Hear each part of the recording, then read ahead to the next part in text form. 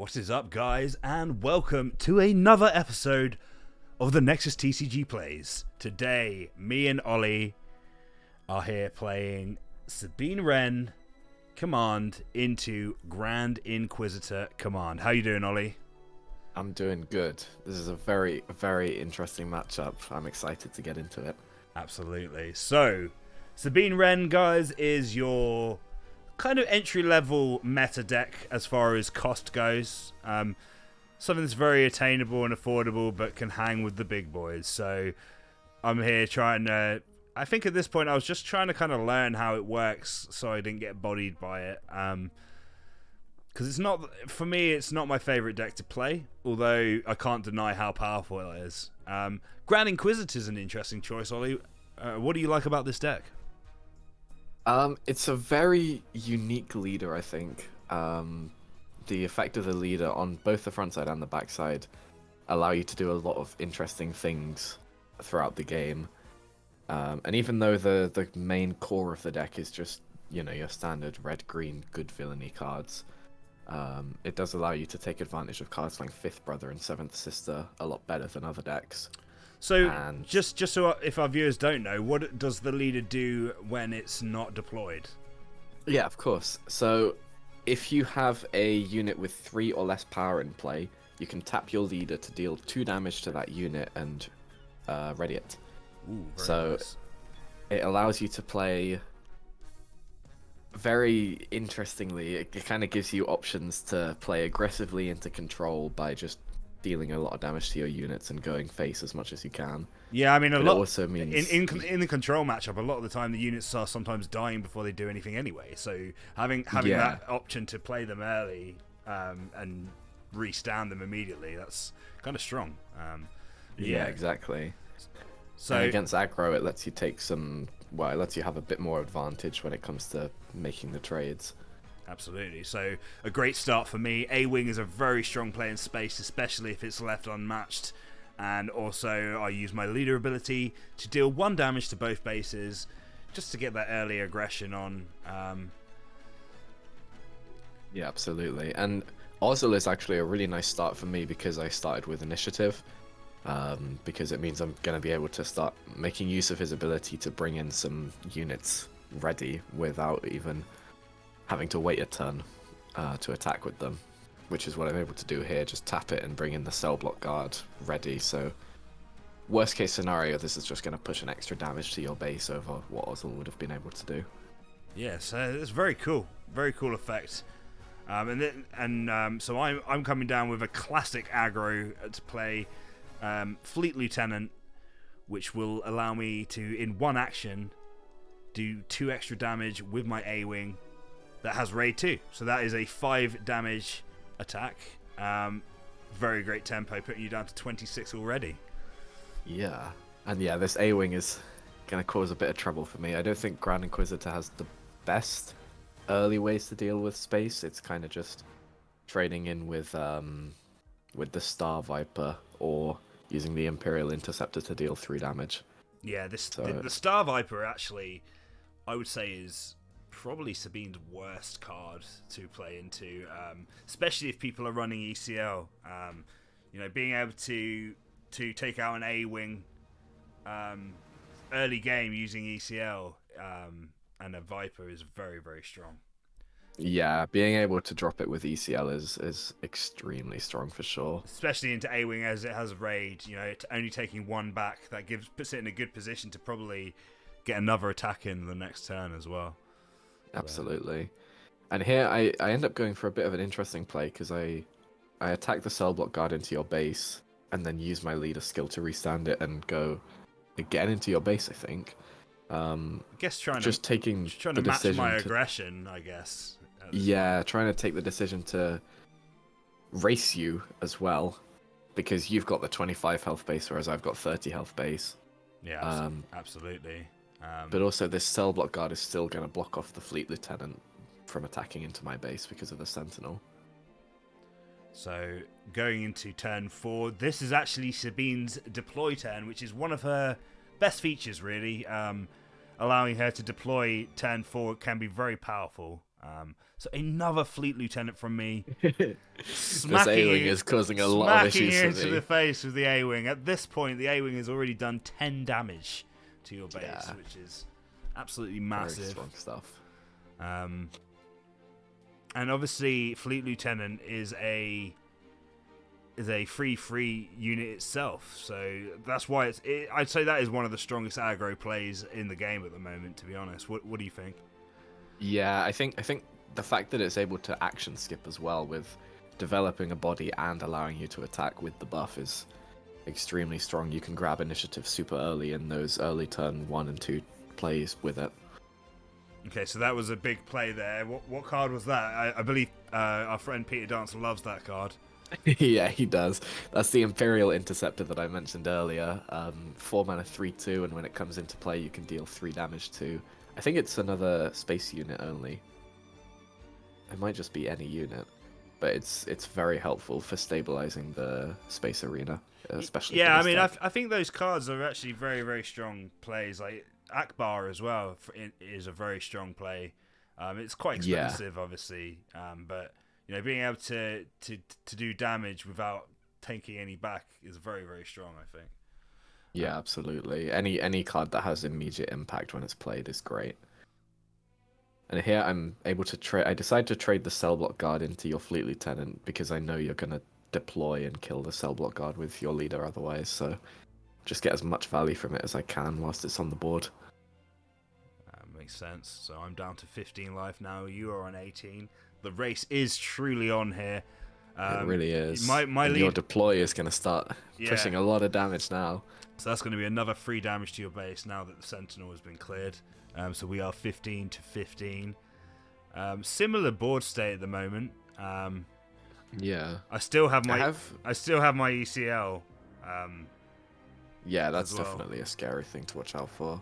I have a bit of an interesting decision to make here, whether I want to just take initiative so that I can get a good Ozzel next turn with his skill. Maybe go into a 7th Sister. Or I can ping the Ozzel for 2 damage and restand it, which I think is what I end up doing here. And then try and just get another 2 damage on your base to continue that race. I mean, yeah, it's difficult against Sabine because a lot can happen in turn 5, you know.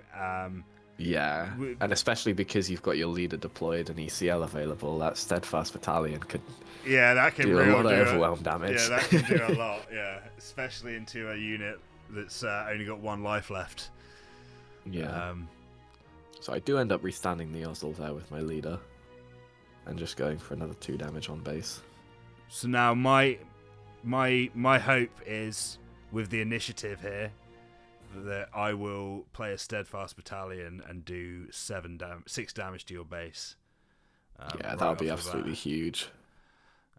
So basically how Steadfast works, guys, with ECL, you use the epic action.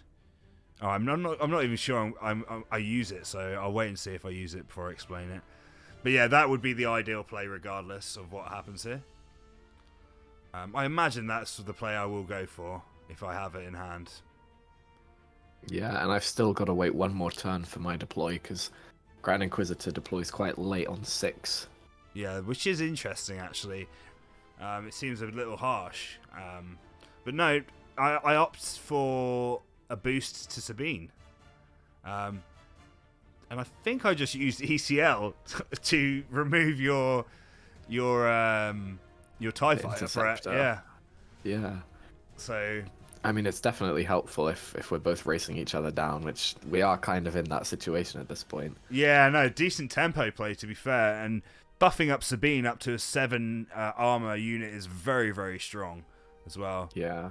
So 7th It does allow me to make the play I mentioned last turn, which is getting the Ozzel 7th Sister combo, so that I can immediately start hitting your base with it and dealing 3 damage to some of your ground units. So I believe I'm swinging into your base there. That would be the correct play.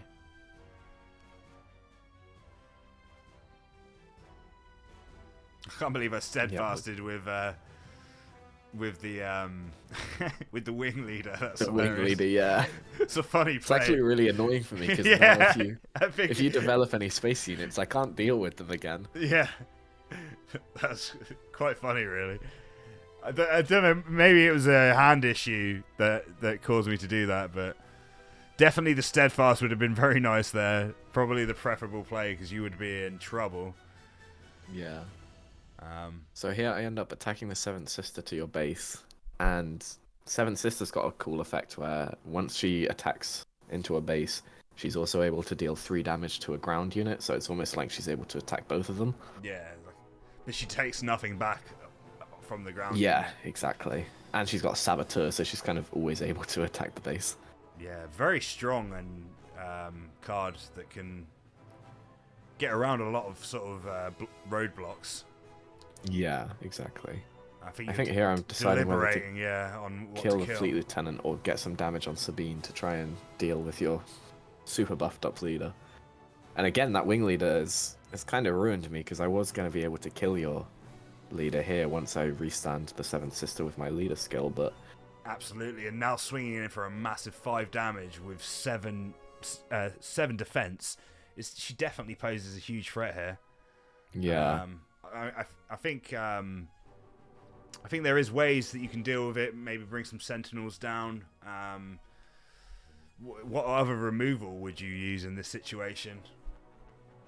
I don't think I have any that deals 7 damage. Yeah. Especially not for next turn. I'm kind of in a state where I have to see a sentinel or bust, and you flashed the that was the an heroic accident. sacrifice. Yeah, so I know that's definitely a card that I'm gonna die to, but yeah, buffing up Sabine again then just to. I mean, all I have to do is use heroic sacrifice with Sabine at this point, and that's, she wins the game for me because she is. Yeah, now... and even if I was able to find a sentinel to defend, that A-wing has come down, and again I'm kind of stuck, not being able to deal with space.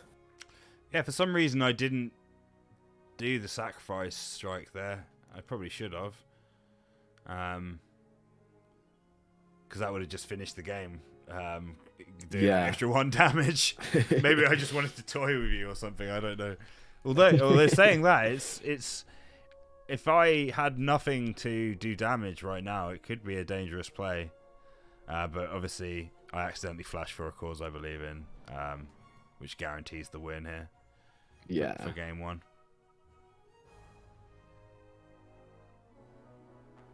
And yep, there we go. Pay 3, and there we go.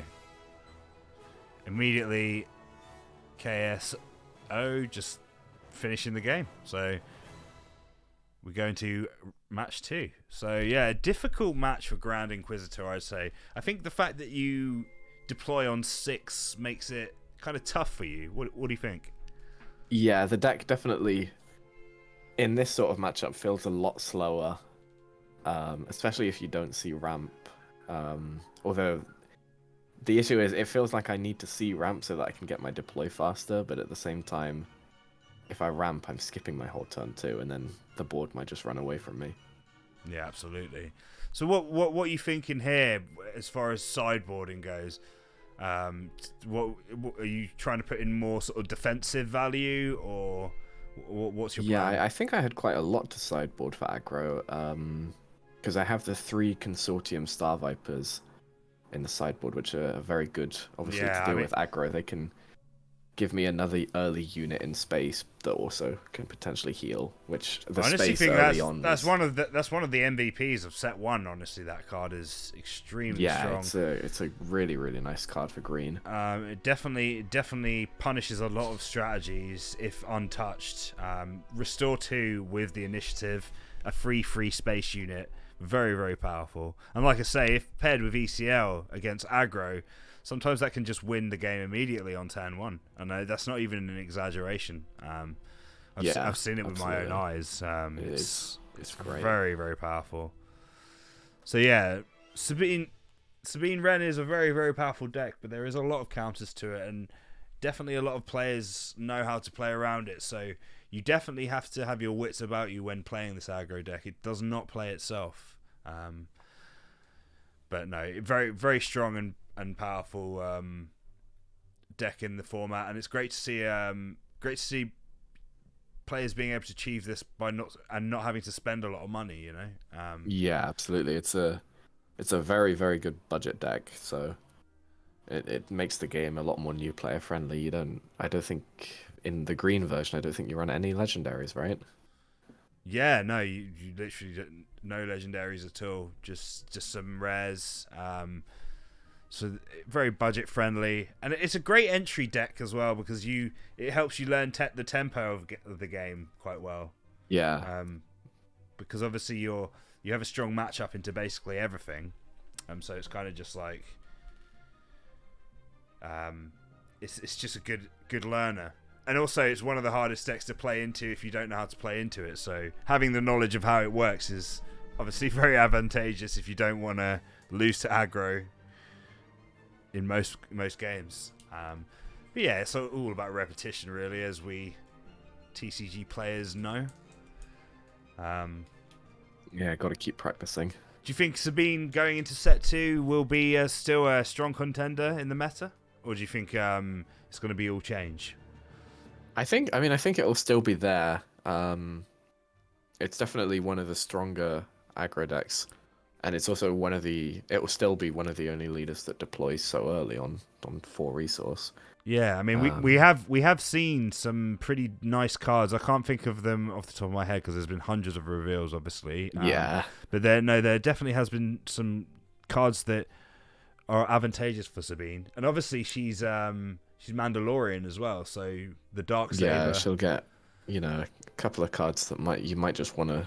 The dark saber on her. Big saber on her when she deploys or something. Yeah, I mean that would be pretty nice. I mean, considering she comes out on turn 4, that cost turn 4, that's going to be a huge play. So, yeah, exactly. Excited to see how set 2 kind of adjusts the meta. Really, I do feel like we're still going to see the best decks from this set, the best leaders from this set, still prominent.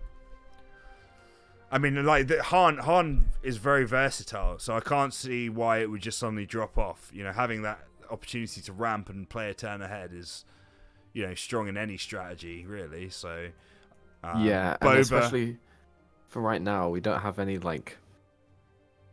of the leaders are quite generic in what they do. There's no very specific archetype-oriented leaders or anything like that. Yeah, exactly. Yeah.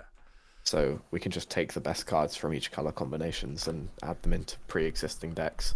I mean, we haven't had all the reveals yet, but I'm hoping that, some of the leaders that might not have done well in set 1 will have a boost from set 2 and maybe become more prominent. That will be exciting for me. Yeah. If absolutely. Say all of a sudden Hera starts becoming the new meta, just something crazy like that.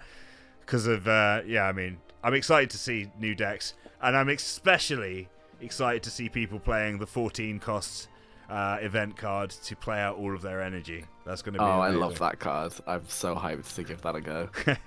All right, so starting off game 2 here, guys. Battlefield, Marine, and There's a Force Choke. Nice. And that allows me to draw a card. So I'm like, okay. That's one of the cards I sided in for the matchup. Good tempo play for sure, but I guess a little bit punishing that it allows me to draw. Yeah, it just lets me get a little bit closer to the late game where I want to be. Hopefully, get to that 6 resource and then 7 resource to start dropping Vaders. Yeah, for sure. I mean, and it's also another card that'll let me deal with some of your space units a bit easier. Yeah, absolutely. Kind of crazy that you can force choke a spaceship, but there you go. Yeah, well, I think it has to be non-vehicle units, but right. I guess it might not help out so much with some of the space units, but and anyway, we get to see the coming down with a Star Viper, yeah, and you have I've got the initiative, yeah, so it's not a good look for me for sure. At this point, I'm like, okay, that U-wing in my hand can stay in my hand. Oh no! Oh my goodness! So terrible play by me there. Terrible. I have no excuse for that one. I think I remember you saying a couple of turns after this that you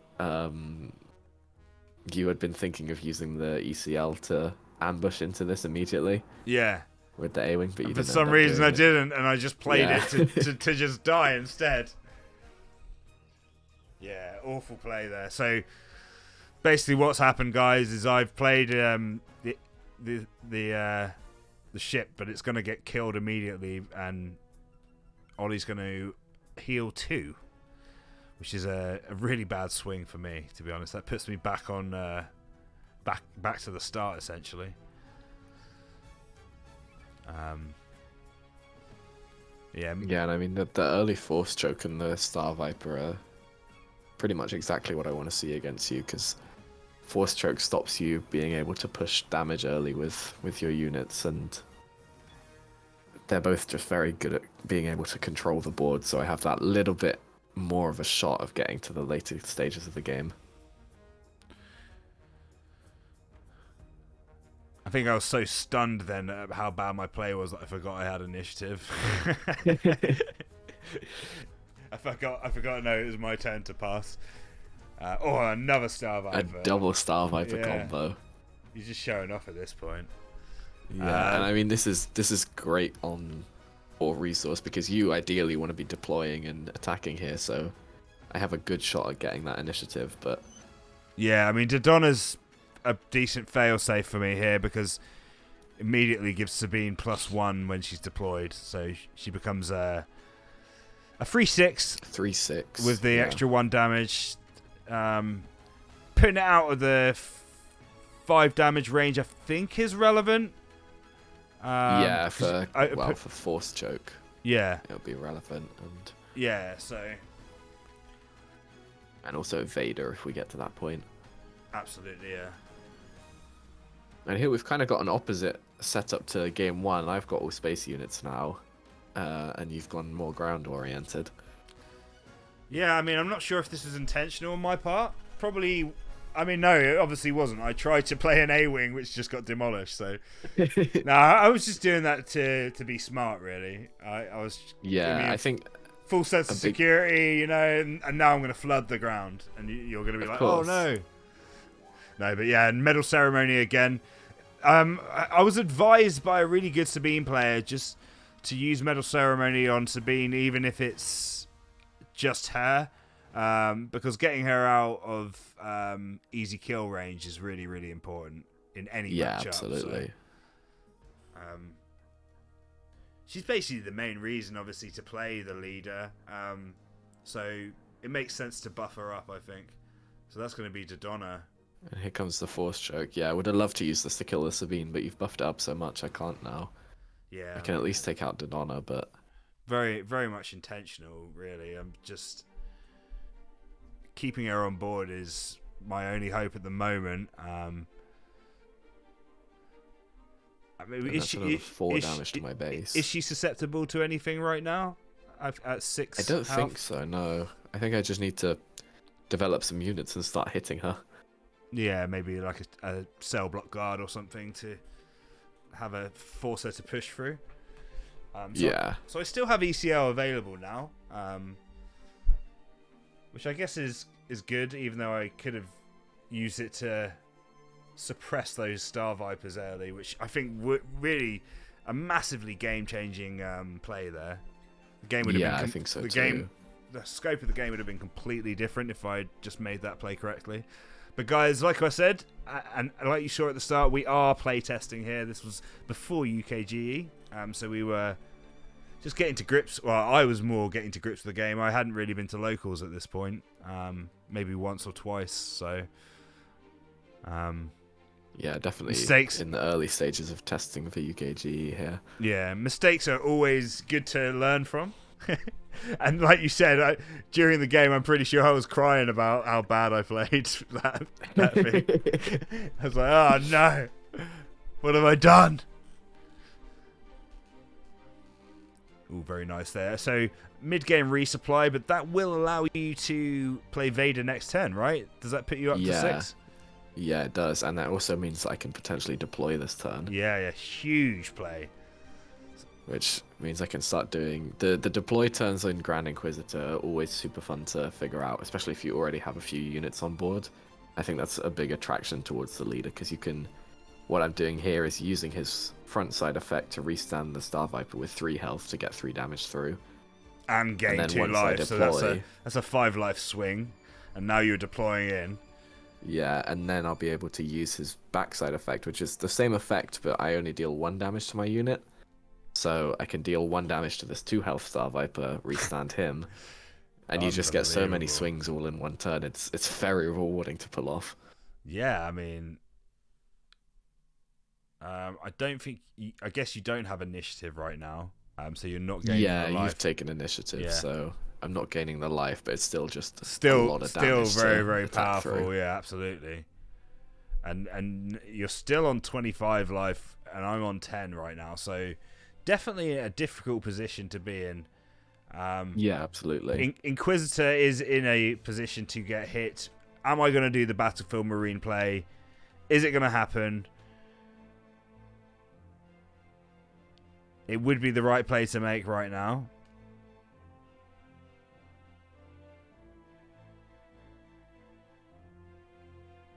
Me flash in my hand. I do have the Steadfast Battalion in hand. Okay, so me opting to play the Steadfast Battalion there to take out your leader.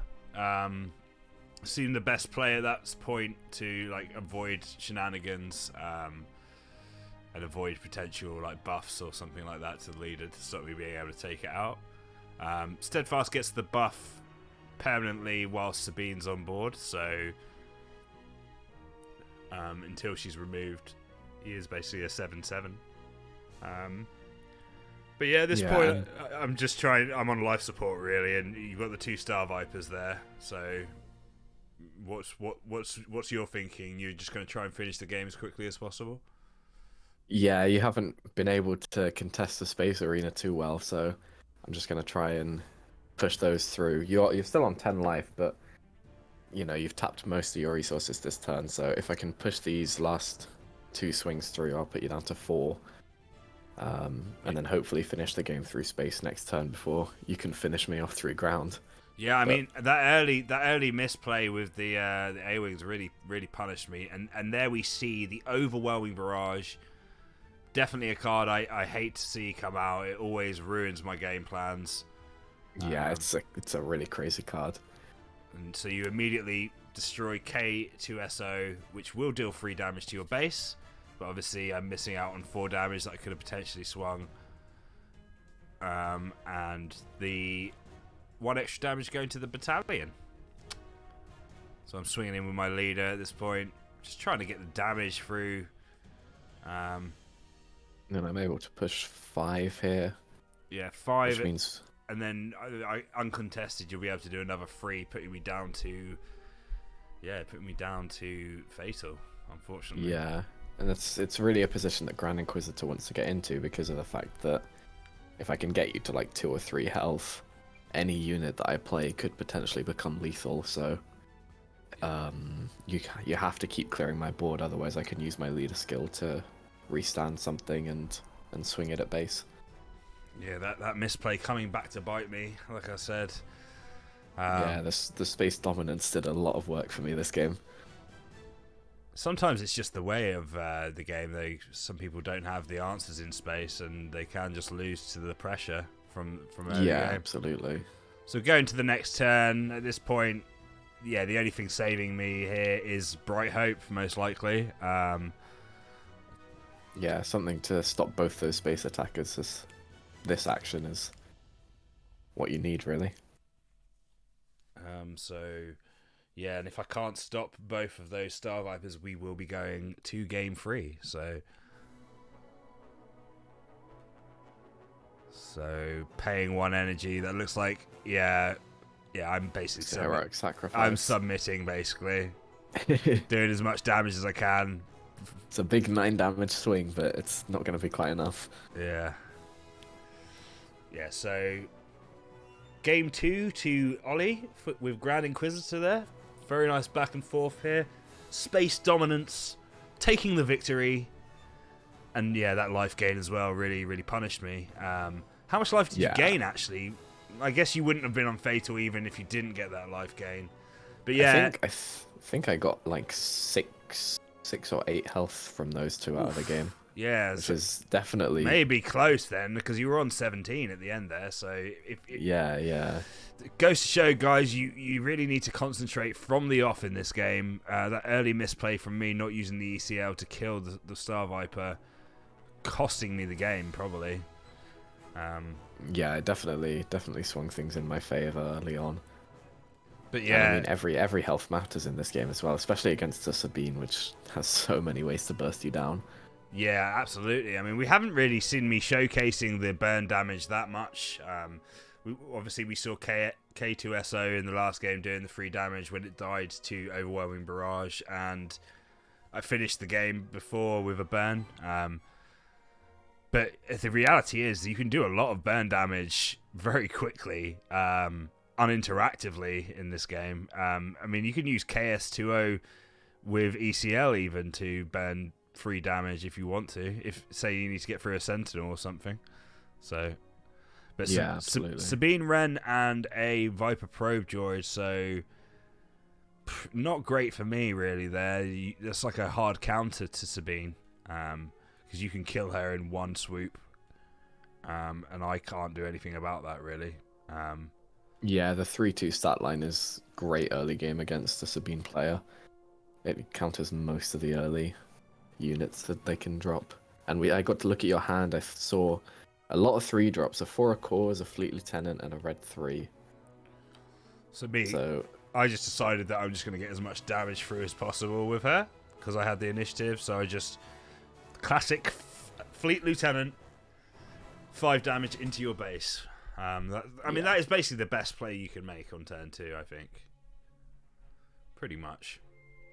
And at this point, I sort of have to figure out, because I have to decide on a game plan early and stick to it. I think against Sabine with this sort of deck, and I have to figure out if I want to try and race you here and start swinging face off the get-go, or if I need to just start trading down your board and trying to get to that late game again. And what alters your decision making then between the two? What makes you decide to race or not?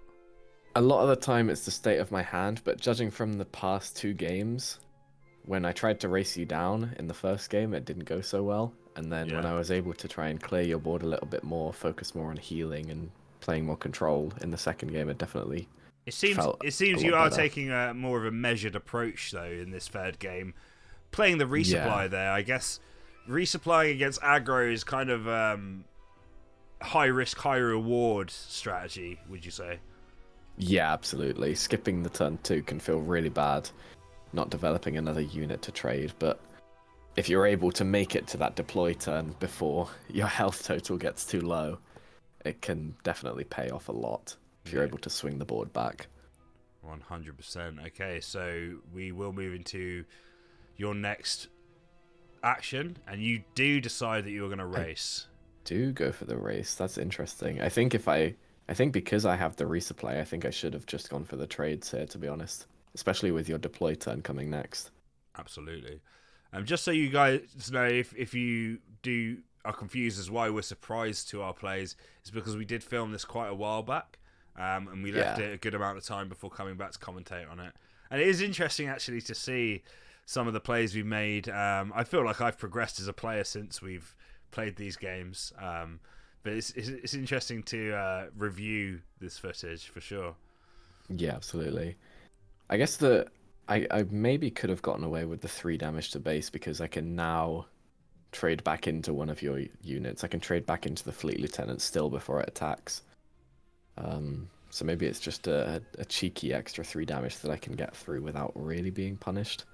Yeah, I guess it makes sense because the only difference here would be that I wouldn't have the 3 damage on my base in that sort of sequence. Yeah. I can get punished by a potential Rebel Assault. Ooh, maybe this is why I didn't trade. I mean, that's a very, very, very good play there. Yeah, that's huge. So now and it also the race is prevents... on. I mean, Yeah. Nice 5 damage swing. Well, 8 damage swing because I wasn't able to get that Fleet Lieutenant attack off. Yeah, and might I can have been potentially hold this attack now it might for have been when you deploy. yeah, that's true, absolutely true, which would one-shot me, and that's probably in the back of my mind at this point. I'm kind of waiting for you to play another move here. If you pass to me, I'm probably taking initiative and just, letting that overwhelming barrage fizzle. Yeah. Which I do. Yeah, it looks like you passed action, right? You must have. Yeah, I guess so. Yeah, and I was. And I think I'm kind of okay with that because it prevents you getting a lot of damage through with your leader that turn, and it also means that I'm now at my deploy turn because I got the resupply, so I can potentially start restanding this Viper probe when I deploy. Yeah, at the same time, I think it was the right play for me because I didn't want to take a 5 damage smack to my leader. Didn't want to take a 5 damage smack to the face. Yeah, absolutely. Now the board state's a bit more cleaner for me to sort of put quite a lot of damage through. Red Free's a great card as well, amazing in this build. Yeah, and especially because you're now able to deploy safely with your leader. You're going to get a lot of free damage from it. I think it gives all rebels raid 1, which is incredibly strong. I just decided to clear your probe droid there as a tempo play. That is actually really annoying for me. Yeah, I think I was scared of another overwhelming barrage, honestly. So I was just smack that thing in the face, and then that opens the door for my leader to be able to come out cleanly. Yeah, absolutely. And it also means that I'm now going to have to start developing more units if I want to get good use out of my leader deploy this turn.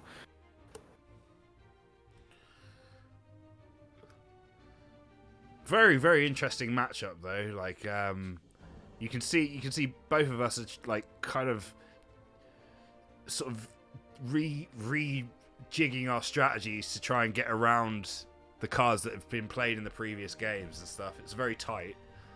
Yeah, absolutely. It's definitely a game where you have to adapt your strategy to every new situation. Yeah, and there's a new situation every action, so it's kind of it's.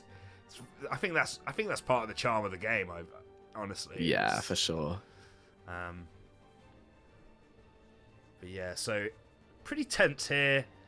We are on a similar life total at the moment, but it's definitely in my favour right now. Yeah, you've got a lot more attacks coming this turn. I'm still yet to develop onto the board. I've got a Star Viper now, although I don't have initiative, and I'm maybe just going to try and restand this to trade into the Red 3. Which is putting in a lot of work with how wide your board has become. Yeah, exactly. Getting that raid 1 on all of my attacks is very, very powerful, and it does add up, guys. Seriously, a strong card. If unanswered, Red 3 can win you games. But at the same time, it is only a 2/3 base, so it is pretty easy to destroy, and I'm pretty sure that's what you're gonna do right now, I would imagine. Yeah, although I end up deploying first. I think I should have just taken the trade in case there's like a rebel ceremony or something that can buff the Red 3. Ooh, that would have been a hell of a play if I buffed those 3 units. That would have been brutal. That would have been all she wrote, probably. Yeah, I think so. But I still haven't deployed my leader, so taking a more measured strategy here, which was kind of forced by that overwhelming barrage, but sometimes it can benefit Sabine to deploy later. But in reality, you really want to be deploying at turn 4 as soon as possible and getting that pressure on. Yeah, just trading into the Red 3, especially important before you deploy because it'll give you an extra damage once you swing. You do end up deploying. There's no reason not to, really, at this point. Yeah. Oh, this is why I deployed earlier. Okay, so I can Snowtrooper Lieutenant into the Sabine. So Snowtrooper Lieutenant, I'm pretty sure it gives your attacking. It allows you to attack with another unit, and it gives it +2 for the battle. So yeah. Able to clear Sabine in one shot. Very, very strong play. Putting me back for sure. I think here I remember chatting with you after the game because I realized I forgot to use my Inquisitor skill to restand the Snowtrooper, which would have let me trade into the Sabine as well. The 2-drop. Very true. That would have been quite strong. And it would have been very strong because I just Rebel Assault you here for a huge amount. So that would be 5, 6, 7, 8, 9 damage. 9 damage, yeah. Putting you to 1, which will allow me to burn you with my leader ability for the game. So a fantastic game there. Very back and forth. But yeah, some small little misplays here and there from both of us. Really turning the tide there. Yeah, absolutely. It was a very, very interesting game. Very close. I felt like I was very close to stabilizing, but just that extra burst damage that Sabine has is, once you get to low health totals, is too much.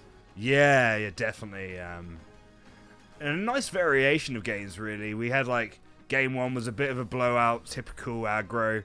Game 2 was kind of like you showing the control you have in the game, and then game 3, a very close back and forth.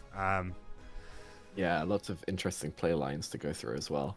But yeah, thank you very much for watching, guys. We hope to have a lot more content for you guys very soon. And yeah, please like, comment, and subscribe. And go check out Big O's channel as well. He has more exclusive stuff for you to watch. So thank you all for tuning in, and we'll see you next time. See you later.